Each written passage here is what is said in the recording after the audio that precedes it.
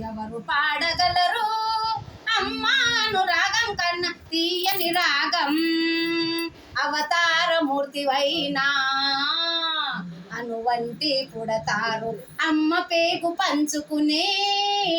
అంతవాడు అవుతాడు అవతారమూర్తివైన అనువంటి పుడతారు అమ్మ పేగు పంచుకునే అంతవాడు అవుతాడు అమ్మేగా అమ్మేగా తొలి కొలుపు నేర్చుకున్న భాషకి అమ్మేగా కనగలదు అంత గొప్ప అమ్మని ఎవరు రాయగలరు